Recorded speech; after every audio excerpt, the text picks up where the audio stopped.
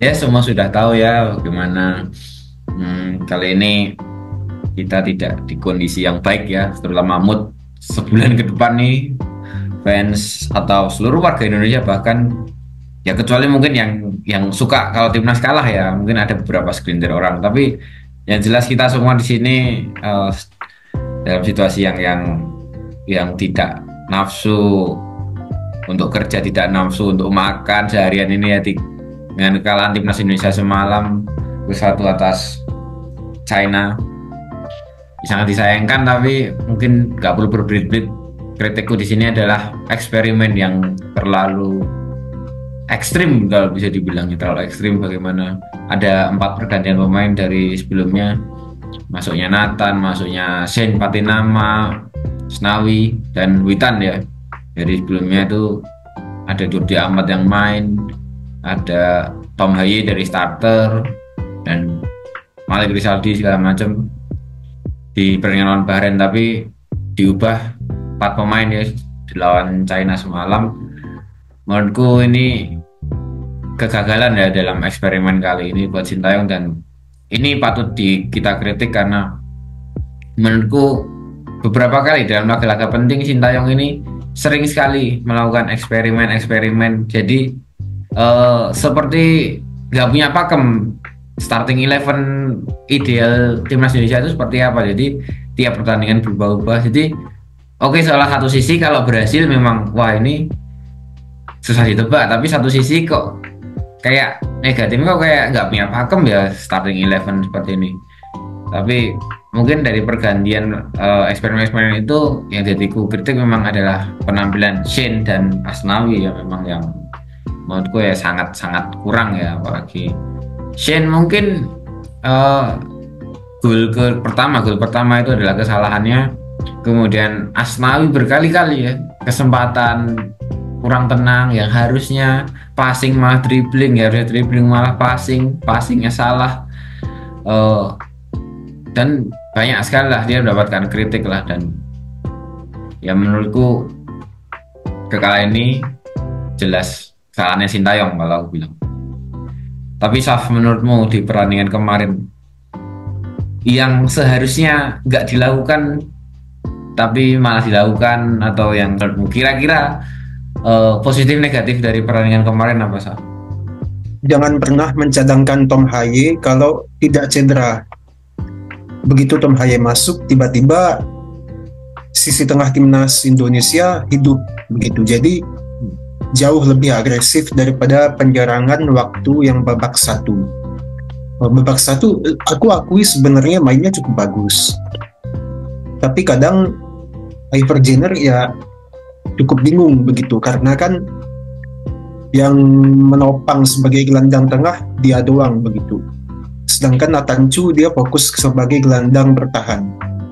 Jadi tidak ada tandemnya di sisi tengah. Alangkah baiknya Tom Haye harus dimainkan waktu lawan Jepang nanti. Jangan sebagai pengganti, melainkan starter begitu.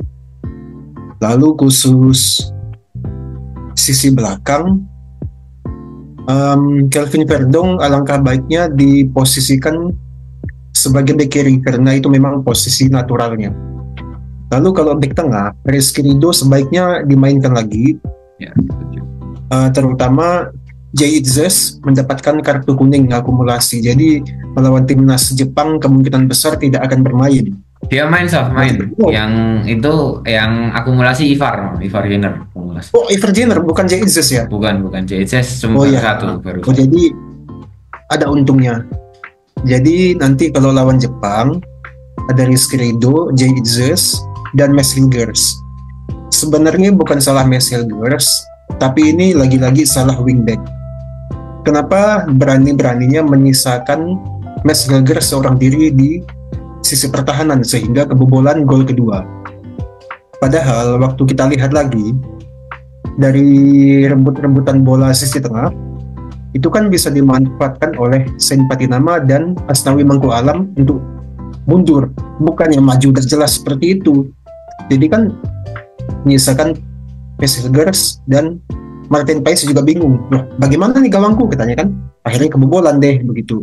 Makanya kalau mau memainkan pemain yang siap, ya jangan memilih pemain yang masih underperform begitu. Aku juga apresiasi adanya Malik Rizaldi dan Pratama Arhan, karena beberapa menit sebelum bubar mereka berdua ya bermain bagus begitu. Malik Rizaldi tidak egois karena aku lihat dia juga tidak dribble asal-asal. Mungkin ada dribble yang putus, tapi dia tidak egois. Dia masih mau mengoper dengan Arhan. Arhan ini cocok juga kalau dimainkan sebagai bek kanan rupanya. Aku kira dia hanya bek kiri begitu ya. Tapi memang kualitas dari Arhan ini kan kita tahu kalau dia tipe-tipe Theo Hernandez, Jordi Alba, Grimaldo yang offensive fullback begitu ya. Nah, kalau mau mainkan trio penyerang misalnya, Arhan kan sebenarnya bisa menjadi wing kiri begitu. Mengingat komposisi dan kapasitasnya seperti itu. Arhan meskipun dia jarang bermain di klub, tapi performanya masih luar biasa begitu. Sedangkan Asnawi Mangku Alam yang selalu menjadi andalan utama di klub, tahu-tahu di timnas Indonesia kenapa jadi begitu ya? Padahal kan kita tahu sendiri kalau Asnawi Mangku Alam ini sebenarnya pemain yang cukup bagus bagi Indonesia. Nah, kalau ngomong-ngomong tentang penyerang, lagi-lagi kayaknya timnas Cina ini tahu apa kelemahan dan kekurangan dari Orat Mangun dan Struik. Kalau Struik ini kan kita tahu biasanya dia suka gojek-gojek tidak jelas. Itulah yang dimanfaatkan oleh timnas Cina. Mereka mengunci pergerakan Struik supaya tidak terciptanya gol. Kemudian Orat Mangun juga aku menyesal waktu kemarin melihat dia tuh tiba-tiba tendang dari itu luar kotak penalti. Padahal kan masih bisa mengoper begitu loh. Itu kesalahan. Alangkah baiknya kalau lawan Jepang tidak seperti itu. Jadi intinya untuk Sinteyong melakukan rotasi itu jangan sembarangan begitu. Mainkanlah pemain yang berada di kapasitasnya begitu. Aku harap Tom Haye tidak menjadi cadangan di bulan November. Ya sebenarnya eksperimen itu bukan suatu yang salah ya, karena eksperimen itu kan dilakukan kalau sebelumnya kurang maksimal, apapun itu eksperimen apapun, kalau sebelumnya itu belum ada atau kurang maksimal. Contoh misalnya striker kemarin lawan Bahrain kan, kita siapa yang menyangka Malik Rizaldi main kayak gitu.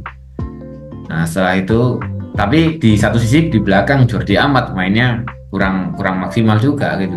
Ketika kemudian justru di lawan China ini eksperimen justru lebih ditambah. Jadi kenapa sih kok sebelumnya sudah bagus, contohnya Malik, kenapa kok di eksperimen ulang Witan yang main, dan di kiri pun juga malah Patinama, kanan Arhan ya, tambah ini Eliano Reinders yang tidak dibawa sebagai 23 nama pemain di line up. Jadi itu pun aku pertanyakan. Awalnya memang ada kabar kalau dia minor injury ya, kalau dia cedera ringan, cuman ternyata itu memang sebuah keputusan dari Sintayong secara taktikal.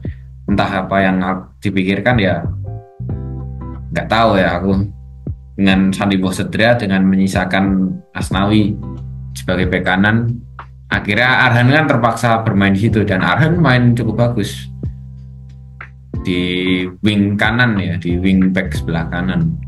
Tapi ya menurutmu Sintayong ini selalu melakukan eksperimen demi eksperimen, terutama di laga-laga penting ya. Bahkan di laga-laga penting masih ada eksperimen 1, 2, 3, bahkan hampir 5 pemain misalnya dari pertandingan itu. Menurutmu apakah Sintayong ini murni ini strategi biar lawan-lawan nggak bisa membaca, atau memang dia belum menemukan pakem nih, Yos? Iya, sebenarnya memang antara Sintayong ini ingin memberikan reaksi kejut ya terhadap tim lawan, supaya memang pakem formasi line up pemain ini tidak bisa dibaca oleh lawan, atau juga memang ternyata kalau kita lihat sisi positifnya ya sebenarnya Sintayong kan ingin mencoba seluruh pemain itu memang tidak hanya menjadi, misalnya ada dikotomi antara pemain yang sering starter 11 kemudian dengan cadangan, itu Jadi harus merata begini. Ini kan salah satu sisi positifnya adalah ia memberikan kesempatan bermain kepada pemain yang jarang bermain, meskipun nanti di dalam performanya itu tidak terlalu tampil maksimal seperti kemarin saya pada sama, kemudian juga ada Witan, Asnawi, kemudian ternyata Sintayong ini masih memberikan harapan bahwa pemain-pemain yang menjadi cadangan di beberapa Indonesia terakhir ini bisa menunjukkan performa terbaiknya. Disitulah permasalahan, karena ketika match fit pemain ini tidak sering dimainkan atau sering jadi cadangan, tentu kan pakem bermainnya tentu berbeda gitu ya. Kalau kita sudah menemukan pakem bermain yang style, yang nyetel gitu. Kalau dibilang masih menemukan formula, mungkin bisa saja dibilang begitu.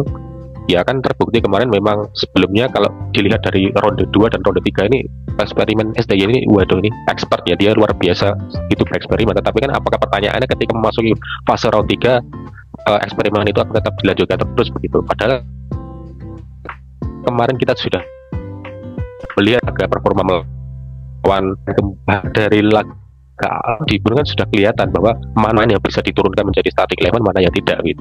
Artinya kalau Pakam sih sebenarnya sudah kelihatan pemain mana yang bisa menjadi pengubah, katalisator di tim ini sudah kelihatan. Tapi mungkin SDY ya itu tadi hal positif yang mungkin masyarakat bisa menganalisis adalah ingin memberikan juga kepada pemain lain yang tidak mendapatkan kesempatan, tidak hanya pemain lokal ataupun apa. Jadi kita akan harusnya sekarang mulai membiasakan untuk tidak ada pendikotomian antara lokal atau mana. Tetapi kan ya permasalahannya kalau yang tidak performa ini ternyata pemainnya adalah lokal, ya nanti jadi sorotan lagi. Padahal semuanya adalah pemain timnas Indonesia gitu.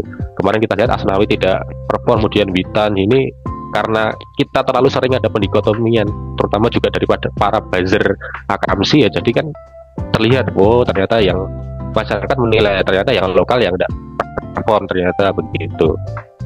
Tapi kan jangan juga kemarin juga ada salah dari Said Patinama ketika ingin menilai bola atau clearance bola. Artinya bukan masalah dikotominya mana lokal mana diaspora. Semua pemain kalau tidak dalam performa terbaik, ya itu tentu yang akan jadi masalah bagi pelatih. Dalam hal ini STY yang berperan lebih besar dalam menentukan line up terpenting 11 pemain utama itu ada STY. Kita memang selalu dikejutkan dengan hal-hal yang luar biasa dari STY ini. Coba kita tengok kemarin lawan Arab Saudi, tiba-tiba Malik Rizaldi bermain ya, mendampingi seluruh pemain yang starting 11, tiba-tiba ada Bangkasa. Ternyata memang keputusan STY untuk menaruh Malik Rizaldi ini ya berbuahkan hasil. Dia memang main terlalu bagus, bahkan tidak terlalu jelek juga, meskipun di awal-awal sempat ada benturan ya di kepala. Tapi membuktikan bahwa pemain ini yang gacornya di Liga 1 bersama Persebaya bisa dibuktikan juga di timnas Indonesia menghadapi pemain-pemain yang punya kualitasnya lebih tinggi atau setara dengan Malik Rizaldi. Tentu hal ini kan menjadi positif. Ini kan yang sebenarnya baru ingin diramu oleh STY, bahwa semua pemain diberikan kesempatan, semua pemain diberikan menit bermain, tetapi ternyata permasalahannya adalah tidak cukup untuk bereksperimen di waktu-waktu yang sangat penting ini. Karena kita mau sekira 3 itu bukan seperti di klub yang nggak bisa bongkar pasang pemain karena setiap minggu main 3 kali. Timnas ini sudah lama ya, tiap bulan sekali atau tiap kali ada jeda internasional baru bisa bermain. Makanya setiap kali pertandingan harus bisa dimaks dengan meraih poin yang lebih dan baik lagi. Ya itu memang satu sisi seperti itu, seperti yang tadi aku bilang ya, satu sisi bagus, satu sisi juga ya akhirnya terjadi seperti ini, jadi bumerang gitu ya, akhirnya atau pisau bermata dua.